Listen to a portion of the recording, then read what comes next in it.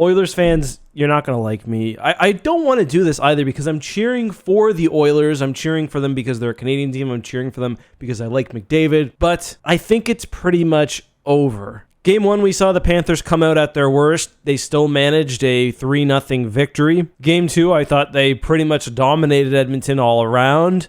And they've looked unbeatable, let's be honest. Edmonton so far has no even strength goals this series. No forward has scored. And they're supposed to somehow win 4 out of the next 5 games. I just do not see it happening. I think Bobrovsky is too good. I think the forechecking of Florida is too good. But let's talk about Game 2 of the Stanley Cup Finals, which was, by the way, greasier than an afternoon at Sunnyvale Trailer Park. It was a night where you could take your pick of greasy moments, but we'll start with what's probably the biggest storyline of the series, Draisaitl elbowing Panthers captain Barkov in the face. Barkov wins the puck along the boards, he goes to turned up ice, and Draisaitl comes flying in. He gets a running start, and that chicken has wings as he flaps one out and beans him in the face. Call over Officer Bobrovsky and put that man away. That's a certified elbow. Trust me, I've seen the Master Trouba at work many times. I know an elbow when I see it. But more importantly, Barkov goes down. He's slow to get up and would have to leave with his status for the rest of the series up in the air. Just a wild elbow from Draisaitl. You can't do that. I mean, I kind of wonder whether he'll face further action, but I also doubt it. He only got a 2-minute minor, if you can believe it,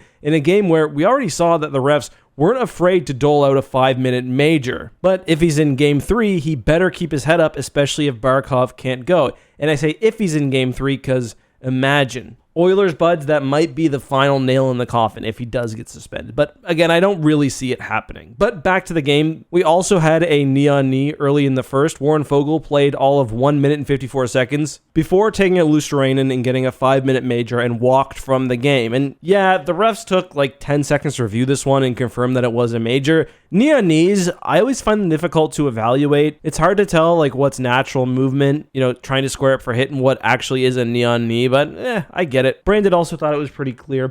Anyway, it would be the Oilers this time who would get out to the lead in the first, and in the first shot of the game as well, 1-0 Oilers. Also, the first 5-hole goal let in by Bob throughout the playoffs, he's going to want that one back.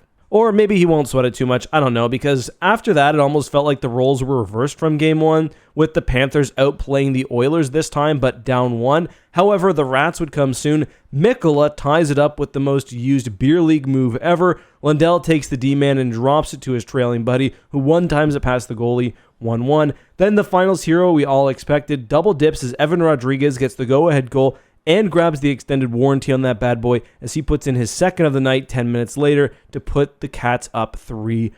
And while the Oilers stooped to the Panthers' greasy Game 1, the Panthers pulled their socks up and honestly looked great in this one. They started on time, and besides being scored on first, they looked like the way better team. Bob was great once again, though not nearly tested as he was in Game 1. And I don't know, Edmonton's really got to be looking back at that first game as just a massive missed opportunity because they go down 2-0, returning to Edmonton. They were saying on Sportsnet about 90% of the teams which go up 2-0 in the finals end up winning. Edmonton looks like a deer in the headlights, while Florida, who has 14 out of the 16 wins needed for a Stanley Cup, just looks built for the playoffs. They're bullying teams. They bullied the Rangers. They bullied Tampa. To a lesser degree, they bullied Boston. Do you have any hope that the Oil Dogs can get anything going back home, or are they already cooked? Let us know down below.